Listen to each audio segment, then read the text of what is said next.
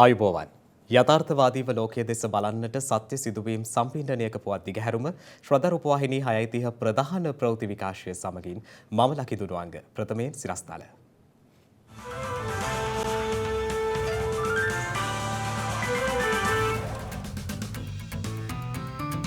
සඳුදාතෙක් විදුලි කප්පාදුවක් සිදු නොකරන බව මහජන උපයෝගිතා කොමිසම පවසයි. අපි තීරණය කරනු ලැබුවා ලබන සඳුදා වෙනකන් විදුලි කප්පාදුවක් සඳහා යාමට අවශ්‍යතාවයක් නැති බව. රටට සහ ජනතාවට සෙත් පතා ආරක්ෂක අමාත්‍යාංශය වාර්ෂිකව සංවිධානය කරන ජයපිරිත් සජ්ජායනය සාර්ථකව අවසන්. මාස 4ක පමණ කාලයකට පසු ඊයේ මෙරට දෛනික කොවිඩ් ආසාදිතයින් 900 සීමාව ඉක්මවයි. 2000කට ආසන්න සංඛ්‍යාවක් දෛනිකව කොවිඩ් රෝගීන් වාර්තා වෙන බව පේනවා. ඔමික්‍රෝන් ප්‍රභේදයේ පිහිසුණු උප ප්‍රභේදයක් ඩෙන්මාර්කයෙන් හමු වෙයි.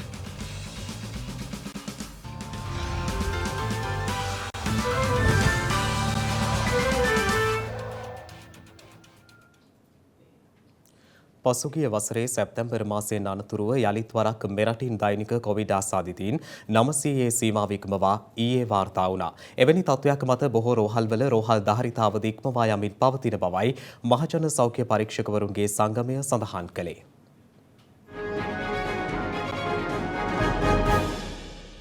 මාස 4කට පමණ කාලයකට පසු ඊයේ මෙරටින් වාර්තා වූ කොවිඩ් ආසාදිතයින් සංඛ්‍යාව 900 සීමාව ඉක්මවා ගියා. ඒ අනුව එම සංඛ්‍යාව දැක්ුණේ 927ක් ලෙසයි. විශාල සංඛ්‍යාවක් මික්‍රෝන් රෝගීන් අතර රෝග ලක්ෂණ අවම හෝ රෝග ලක්ෂණ පැහැදිලිව පෙන්වන්න නොකරන අය ඉන්න පුළුවන් කියන කරුණත් සැලකිල්ලට ගත්තාම අපි අවට ඉන්න අයගෙන් කී දෙනෙක් සමහර විට මේ රෝගේ පැළඳිලා සිටිනවාද කියලා පැහැදිලිව අපිට කියන්න බැරි කමක් තියෙනවා. අන්න ඒ නිසාත් ඒ අය අතර මේ රෝගයේ පැතිරීමට තියෙන ඉඩකඩ වැඩි. සෑම විටම උපකල්පනය කරන්න අපි අවට ඉන්න අය අතර කවුරු හරි රෝගයේ වැළඳී ඇති කෙනෙක් ඉන්නට ඉඩ තියෙනවා. මේ අතර කොවිඩ් ආසාදිතයින් සඳහා වෙන් කර ඇති දැඩි සත්කාර ඒකකවල ඇති ඇඳන් 70න් 63කම කොවිඩ් ආසාදිතයින් ප්‍රතිකාර ගන්නා බව සෞඛ්‍යාංශ පෙන්වා දෙනවා. ආසන්න වශයෙන් 2000කට ආසන්න සංඛ්‍යාවක් දෛනිකව කොවිඩ් රෝගීන් වාර්තා වෙන බව පේනවා. නිවැරදි දත්ත ජනමාධ්‍ය හරහා ප්‍රකාශයටපත් නොවුනට මේ වාර්තා වෙන සංඛ්‍යාව වැඩිවීම නිසාම මේ වෙද්දී රෝහල් පිරී ගිහිල්ලා තියෙනවා. ඒ වගේම ප්‍රතිකාරක මධ්‍යස්ථාන බොහොමයක ඉඩ මේ වෙද්දී අවසන් වෙමින් යනවා. මේ රෝගීන්ගේ වාර්තාව ඉදිරියේදී සෞඛ්‍ය පද්ධතියට දරා ගන්න බැරි තරම් වෙන බවට පෙරමග ලකුණු පහළ වෙලා තියෙනවා.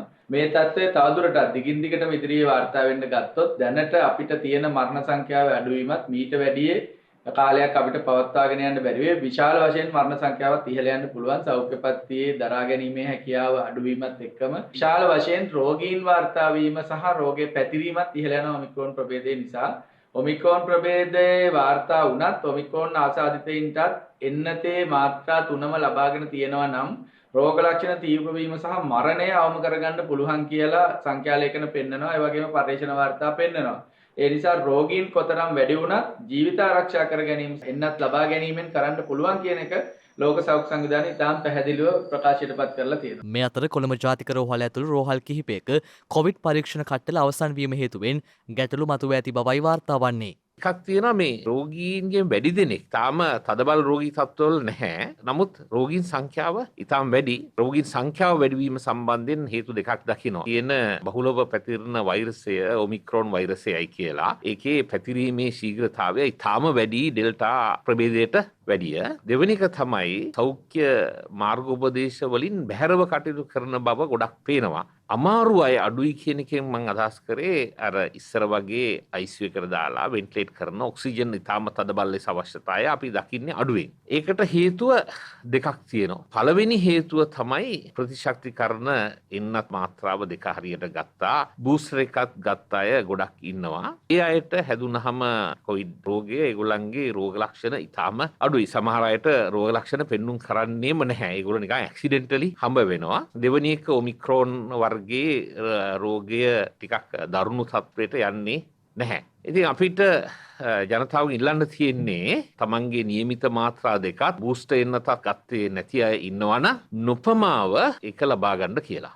මේ අතර මේ වන විට කොවිඩ් වෛරසය ආසාදිතව වාර්තා වන ළමුන්ගේ සංඛ්‍යාවද ඉහළාගේක පවතින බව සෞඛ්‍යංශ පවසනවා. වැඩිහිටියන් අතර මෙන්ම වැඩිපුර දරුවන් රෝගී තත්ත්වයේ සහිත බවට තහවුරු වීමේ ප්‍රවණතාවයක් දක්නට ලැබෙනවා. මෙහිදී විශේෂයෙන්ම අපි අවධාරණය කරන්න ඕන මේ රෝගයේ තිබෙන බවට ධනාත්මක බව තහවුරු වෙච්ච දරුවන්ගෙන් වැඩි ප්‍රතිශතයක් ගත්තත් නිවස තුලින් හෝ වෙනත් ස්ථානයකින් රෝගය බෝ වෙච්ච අවස්ථා තමයි වැඩිපුර දක්නට ලැබෙන්නේ. ඊට අමතරව දරුවන් අතර බෝ වීම වැඩිහිටි දරුවන් අතර තමයි සාමාන්‍යයෙන් වැඩි වෙන්නේ. දරුවෙක් ගුණ ප්‍රතිශත තත්ත්වයක් පාෂණය වමන වෙන තත්ත්වයක් වුන් ආහාර ලබා ගැනීම ප්‍රතික්ෂේප කරනවා නම් ඔවුන්ගේ ක්‍රියාකාරීත්වය සාමාන්‍ය පරිසිදු නොවන නම් මේ කුමන හෝ වෙනසක් ඔබ දක්නවා නම් ඉතාලීමෙන් වෛද්‍ය උපදෙස් සඳහා යොමු වීම වැදගත්. එමෙන්ම කොවිඩ් ආසාදිතව වාර්තා වන ගැබිණි මවුරුන්ගේ සංඛ්‍යාවත් ඉහළ මට්ටමක පවතින බවයි සෞඛ්‍යාංශ සඳහන් කළේ. විශේෂයෙන්ම තාමත්ම ශීඝ්‍ර ලෙස කොරෝනා ආසාදිත මව්වරුන්ගේ සංඛ්‍යාව වැඩි වෙලා තියෙනවා. ජනයා ගැවසෙන ස්ථානවලට යෑමෙන් වළකින ලෙස සහ තමන්ගේ නිවෙස් වලටත් අමුත්තන්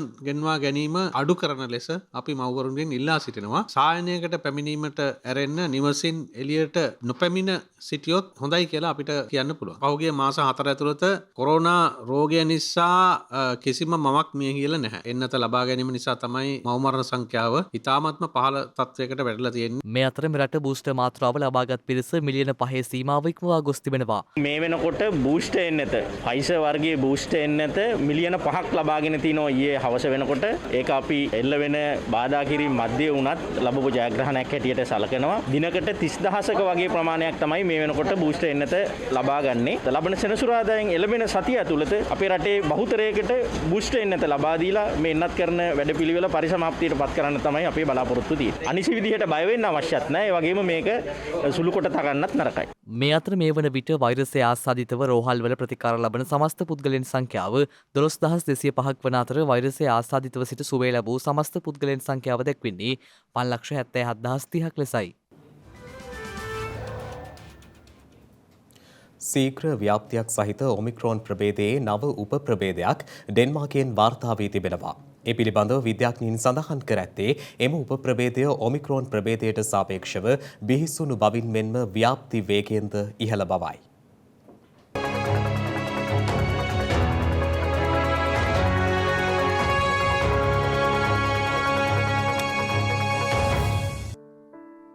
කොවිඩ් වසංගතයේ කේන්ද්‍රස්ථානයක් බවට පත්ව ඇති යුරෝපා කලාපයේ රාජ්‍යයක් වන ඩෙන්මාර්කෙන් කොවිඩ් වෛරසයේ ඔමික්‍රෝන් විකෘති ප්‍රභේදයෙහි නව උප ප්‍රභේදයක් හඳුනාගෙන තිබෙනවා. ඒ පිළිබඳව පර්යේෂණ පවත්වන විද්‍යාඥයන් විසින් මේ වන විට අනාවරණය කර ඇත්තේ එය සාමාන්‍ය ඔමික්‍රෝන් ප්‍රභේදයට සාපේක්ෂව බිහිසුණු මෙන්ම වේගයෙන් සම්ප්‍රේෂණය වන විකෘතියක් වන බවයි. එම විද්‍යාඥයන් විසින් කොවිඩ් වෛරසයේ ඔමික්‍රෝන් විකෘති ප්‍රභේදය BA1 ලෙසත් ඩෙන්මාර්කයෙන් හඳුනා ගැනුණු ඔමික්‍රෝන්හි උප ප්‍රභේදය BA2 ලෙසත් නම් කර ඇති බව විදේශ මාධ්‍ය වාර්තා කළා. කෙසේ වෙතත් මේ වන විට ඔමික්‍රෝන් ප්‍රභේදයේ අභිබවා ඩෙන්මාර්කයේ ව්‍යාප්ත වන ප්‍රධාන කොවිඩ් ප්‍රභේදයේ බවට BA2 ප්‍රභේදයේ පත්ව ඇති බවයි ඩෙන්මාර්ක සෞඛ්‍යංශය සඳහන් කළේ. කෙසේ නමුත් මහා බ්‍රිතාන්‍ය, ස්වීඩනය සහ නෝර්වේ යන රාජ්‍යයන්ගෙන්ද මේ වන විට BA2 ආසාදිතයන් වාර්තා විය හැකි බවට ලෝක සෞඛ්‍ය සංවිධානය විසින් අනතුරු අඟවා තිබෙනවා. මේ අතර ඇමරිකා එක්සත් ජනපදයේ විසින් තවත් කොවිඩ් මර්ධන ෆයිසර් එන්නත් මාත්‍රා මිලියන 500ක් අඩු ආදායම් සහිත රටවල් වෙත නොමිලේ බෙදා දීම මේ මාස සිට ආරම්භ කරන බවට නිවේදනය කර තිබෙනවා. මේ වන විටත් ඇමරිකාව විසින් ලොව පුරා එන්නත් මිලියන 400ක් නොමිලේ බෙදාදී අවසන් කර ඇති අතර එලෙස ලබා දුන් රටවල් සංඛ්‍යාව 112කට අධික බවයි විදේශ වාර්තා සඳහන් කළේ. එන්නත් නොමිලේ ලබා දීමේ වැඩපිළිවෙල යටතේ එන්නත් බිලියනයකට වැඩි ප්‍රමාණයක් ලොව පුරා බෙදා හරින බවට ඇමරිකානු රජය විසින් මීට පෙර නිවේදනය කරනු ලැබුවා. ඒ අනුවයි ඇමරිකා එක්සත් ජනපදයේ විසින් මෙලෙස තවත් ෆයිසර් එන්නත් මාත්‍රා මිලියන 500ක් බෙදා හැරීම ආරම්භ කර ඇත්තේ. එළඹෙන සඳුදා දක්වා විදුලි කපාදුවක් සිදු නොකරන බව මහජන උපයෝගිතා කොමිසම පවසනවා. විදුලි අර්බුදය සම්බන්ධයෙන් සාකච්ඡා කිරීම සඳහා එම කොමිසම අද රැස් වූ අවස්ථාවේදී එම කොමිසමේ සභාපතිවරයා මේ බව සඳහන් කළේ.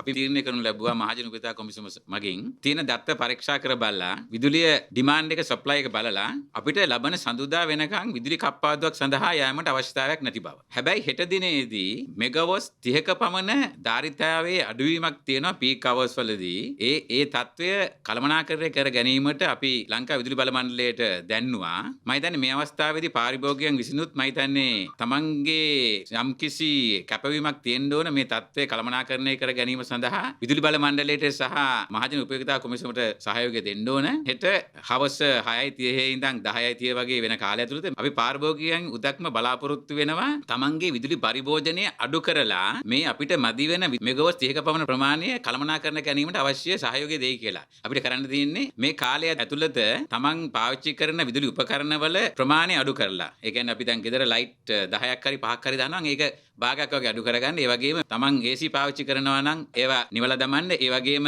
තමන් පාවිච්චි කරනවා නම් විදුලිය වැඩියෙන් යන උපකරණ අයන් කරන ස්තිරික්ක ඒ වගේම හොට් ප්ලේට් ඒ වගේ දේවල් අඩු කරලා අපිට මේ අවශ්‍ය සහයෝගය ලබා දෙන්න. ඒ වගේම පුද්ගලික ව්‍යාපාර සමග සහ රාජ්‍ය ආයතන සමග සාකච්ඡා කරා ඔවුන්ගේ තියෙන ස්ටෑන්ඩ් බයි ජෙනරේටර්ස් ප්‍රමාණය මේ වගේ අවස්ථාවකදී පාවිච්චි කරන ලෙස එයාලා ස්වේච්ඡාවෙන්ම කැමති වෙලා තියෙනවා මේ අවශ්‍ය ප්‍රමාණය විදුලි බල මණ්ඩලයට ලබා දෙන්න. අපි විදුලි බල මණ්ඩලයත් එක්ක සාකච්ඡා කරලා මේ අවස්ථාවේ ක්‍රමවේදයක් හදාගෙන යනවා. ඒ අතිරික්ත ස්ටෑන්ඩ් බයි ජෙනරේටර්ස් මේ අවස්ථාවේදී පාවිච්චි කරන්න පුළුවන් ක්‍රමයක්.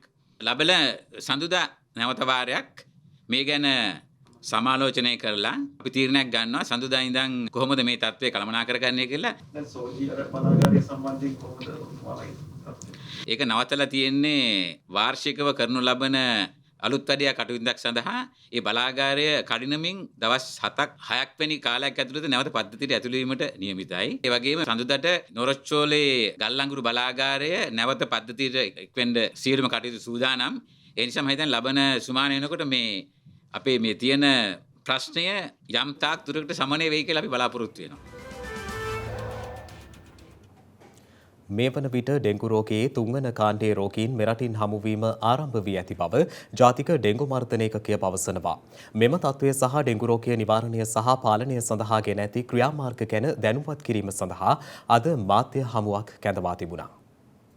ඩෙංගු වෛරස් කාණ්ඩ 4ක් තියෙනවා. එතකොට මේ පහුගිය අවධියේදී වැඩිපුරම වාර්තා වුණේ වෛරස් කාණ්ඩ 2, ඒ කියන්නේ type 2. නමුත් දැන් type 3 කියන වෛරස් කාණ්ඩය ඉස්මතු වෙමින් පවතිනවා. එතකොට අපි දන්නවා අපි කොවිඩ් වලිනුත් දන්නවා මේ වෛරස් කාණ්ඩ කියන්නේ මොකක්ද කියලා. එතකොට මේ වෛරස් කාණ්ඩවල මේව අනුපාතයේ යම් වෙනසක් ඇති වෙනකොට වසංගත තත්වයකට යාමේ අවදානම වැඩි වෙනවා. මේ අවස්ථාවේදී ආයතනවල ඩෙංගු වලින් තොර පරිසරයක් බිහි කිරීම ඉතාමත්ම වැදගත්. ඒ සඳහා ඒ සෑම ආයතනයක් විසින්ම වගකිව යුතු නිලධාරියෙක් නම් කර පත් කරන්න ඕන ඩෙංගු රෝගය වැළැක්වීම සඳහා මර්ධනය කටයුතු සඳහා. ඒ පුද්ගලයාගේ වගකීමක් තමයි ඒ පරිසරය ආයතනයේ පරිසරය ඩෙංගු මදුරම් බෝ වෙන්නේ නැති විදියට පවත්වාගෙන යෑම.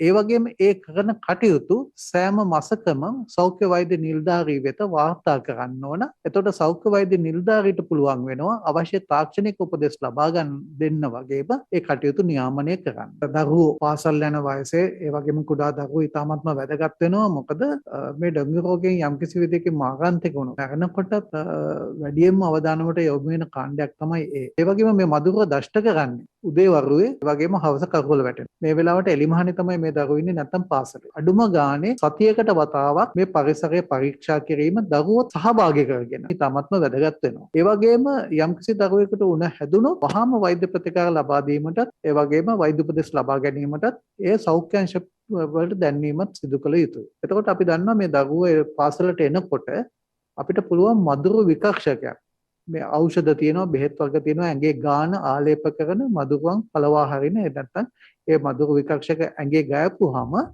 මේ මදුරුව විදින්නේ නැහැ. එතකොට මේ මදුරු විකර්ෂකයක් අපේ පරිසරේ නිරාවරණය වෙන. ඒ කියන්නේ ඇඳුම් වලින් වැහිලා නැති ස්ථානවලට අපි ගාලා එවනවා නම් ඒකෙන් යම්කිසි දුරකට මේ දරුවන් ආරක්ෂා වෙනවා. ඒ වගේම තමයි එවනකොට පුළුවන් තරම් ආවරණය වෙන විදියට දරුවාවට ඇඳුම් අඳලා එවනවා නම් ඒකිනුත් යම්කිසි ආරක්ෂාවක් ලැබෙනවා. රටට සහ ජනතාවට සෙත්පතා ආරක්ෂක අමාත්‍යාංශය වාර්ෂිකව සංවිධානය කරන ජයපිරිත් සජ්ජායනය ඊයේ පස්වරුවේ බණ්ඩාරනායක ජාත්‍යන්තර සම්මන්ත්‍රණ ශාලා පරිශ්‍රයේදී පැවැත්වුණා. ආරක්ෂක අමාත්‍යංශය වාර්ෂිකව සංවිධානය කරන ජයපිරිත් සජ්ජායනය මෙවරද මහානායක හා අනුනායක මාහිමිපාණන් වහන්සේලා ඇතුළු දිවයිනේ නන්දෙසින් වැඩම කළ මහා සංඝරත්නයේ 19ගේ සහභාගීත්වයෙන් සෞඛ්‍ය ආරක්ෂිත ක්‍රමවේදයන්ට යටත්ව ඊයේ පැවැත්වුණා. ඒ ජනාධිපති ගෝඨාභය රාජපක්ෂ මහතාගේද සහභාගීත්වයෙන්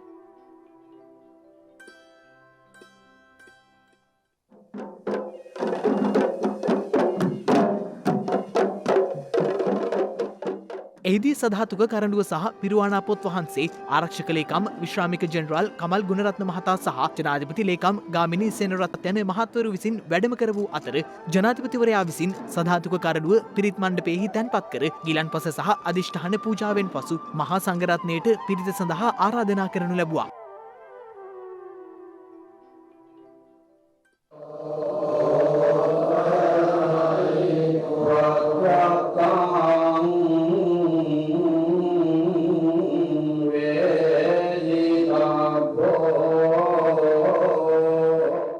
ඉන් පසුව අද උදෑසන සංඝගත දක්ෂිනාවටද ජනාධිපතිවරයා ඇතුළු රාජ්‍ය නිලධාරීන් සහභාගි වුණා.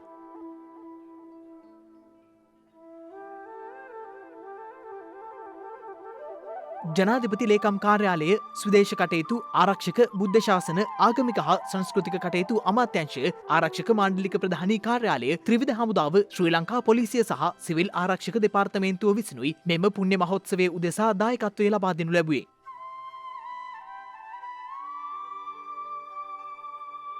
රටට දැයට සෙත් පැතීම මෙන්ම මියගේ රණවිරුවන්ගේ පවුල්වල සාමාජිකයන්ට ආබාධ සහිත රණවිරුවන්ට සහ ත්‍රිවිධ හමුදාවට ආශිර්වාද කිරීම මෙම ජයපිරිත් සජ්ජායනයේ තවත් අරමුණක් වනවා.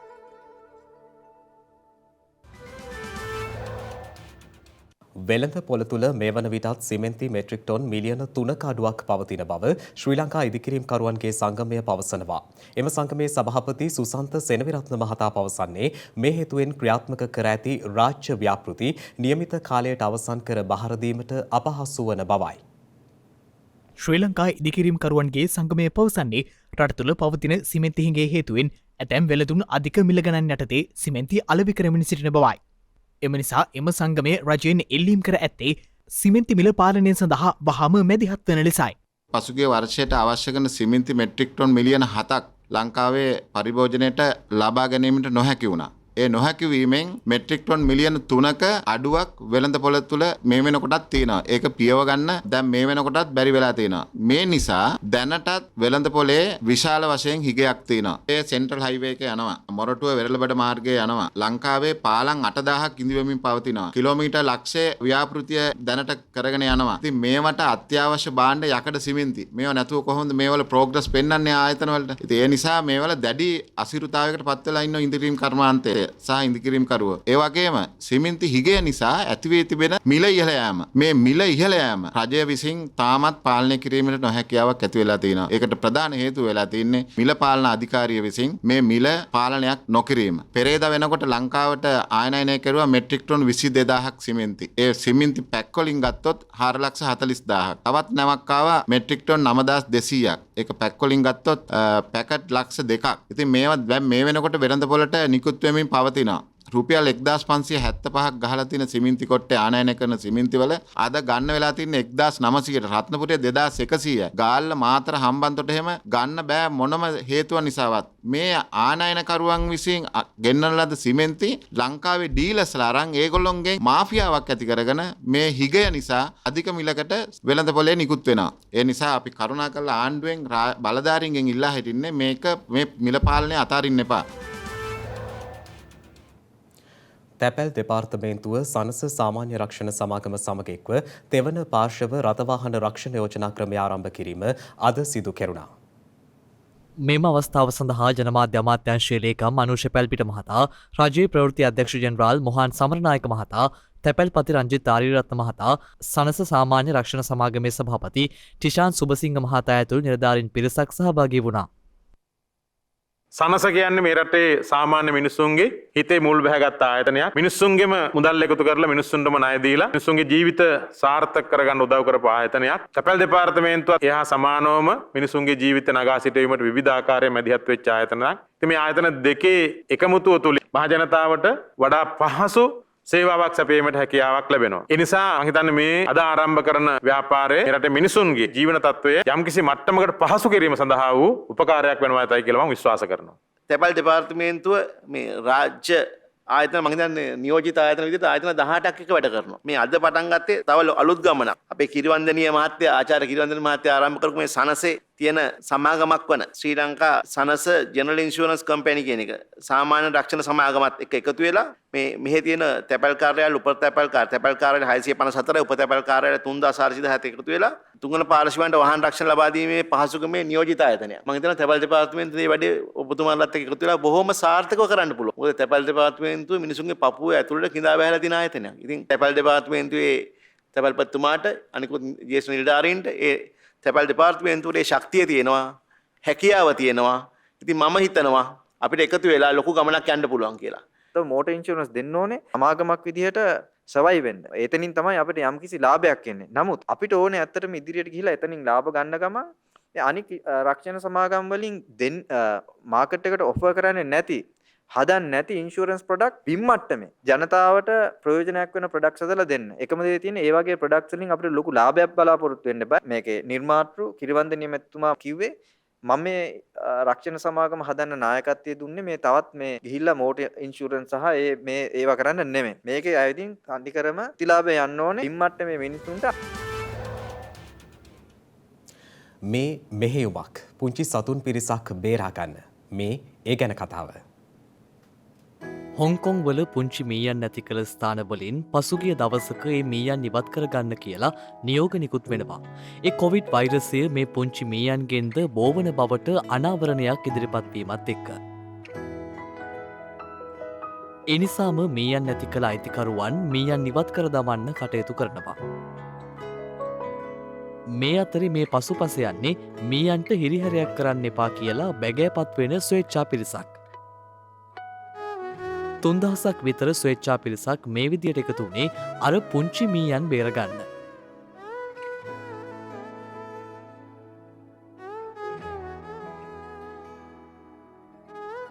කොවිඩ් පරීක්ෂණ වලින් මීයන් 11ක් විතරයි ධනාත්මක වෙලා තිබුණේ. අනෙක් මීයන් අතහැර දමන්න හදද්දි තමයි මේ පිරිස එකතු වුණේ. බලන්න ඒ විදිහට අතහැර දැමූ මීයන් අරගෙන ඔවුන්ව රැකබලා ගන්න මේ පිරිස එකතු වෙලා තියෙන විදිහ.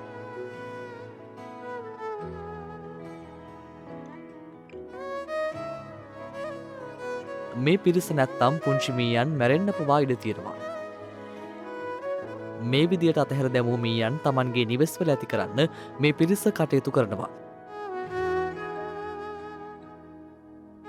ඒ හොංකොං වල මීයන්ට හිමි වෙලා තියෙන ස්ථානයත් එක්ක සුරතලුන් විදිහට ඒ රටේ පිරිස මීයන් නැති කරනවා. මීයන්ට අවශ්‍ය රැකවරණය ලබා දෙන්න මොවුන් අමතක නොකරන්නේ ඒ නිසා.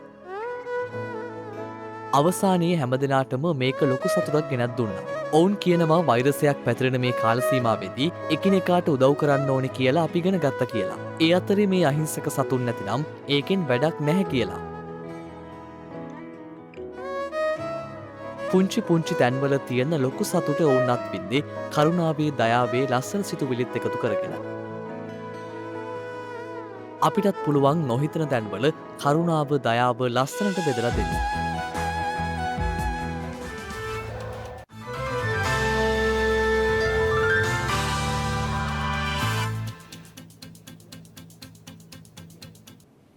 අවධානය විදෙස් පුවත් වෙත. ඉන්දියාවේ මහාරාෂ්ට්‍ර ප්‍රාන්තයේ රියානුතුරකින් වෛද්‍ය සිසුන් 7 දෙනෙකු ජීවිතක්ෂයට පත්ව තිබෙනවා.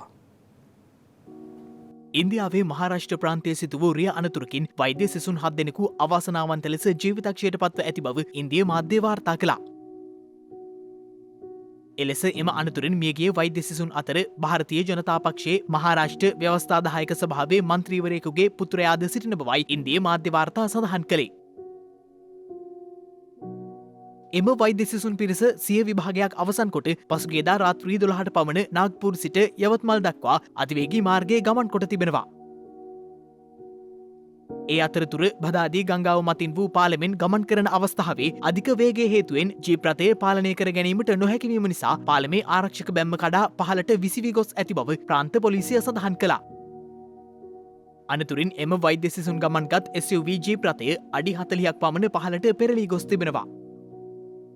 මෙම බිහිසුණු අනතුරින් වෛද්‍ය සිසුන් 7 දෙනෙකුම දැයට අහිමිවීම මෙන්ම මිත්‍ර දේශපාලඥයෙකුගේ පුත්‍රයෙකුද ජීවිතක්ෂයට පත්වීම සම්බන්ධයෙන් ඉන්දිය අග්‍රාමාත්‍යවරයාද කනගාටුව පළ කර ඇති බවයි ඉන්දිය මාධ්‍ය වාර්තා කළේ.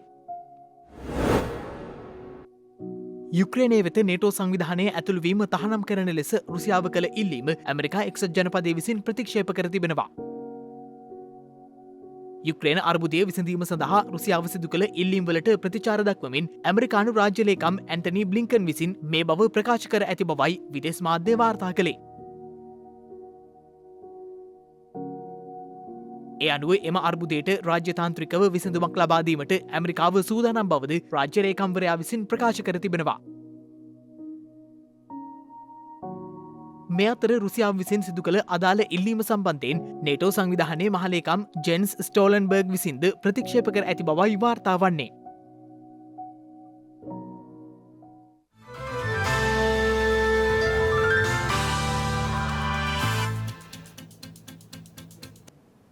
දිනක සටහන් නිමවන්නට මත්තෙන් හෙට දවසේ වැදගත්කම ගැනයි මේ අවධානය.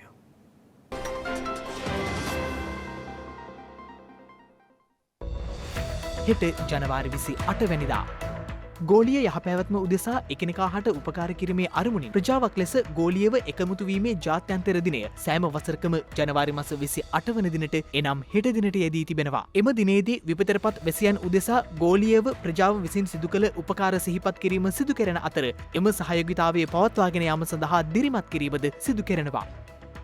දත්ත සුරක්ෂිතතාවය සහ තාක්ෂණික උපකරණවල තොරතුරු දත්ත මංකොල්ලකරුවන්ගෙන් මුදවා ගැනීම පිළිබඳව දැනුවත් කිරීම උදෙසා නම් කරන ලද ජාත්‍යන්තර දත්ත සුරක්ෂිතතා දිනය සෑම වසරකම ජනවාරි මාස 28 වන දිනට යෙදී තිබෙනවා. ඉන්දියානු ඉස්ලාම් භක්තිකයන්ගේ දේශය යන අර්ථ ඇතිව පාකිස්තානය යන නම චෞද්‍රී රහමත් අලි ඛාන් විසින් නිර්මාණය කරන ලද්දේ 1933 වසරේ ජනවාරි මාස 28 වන දිනයි.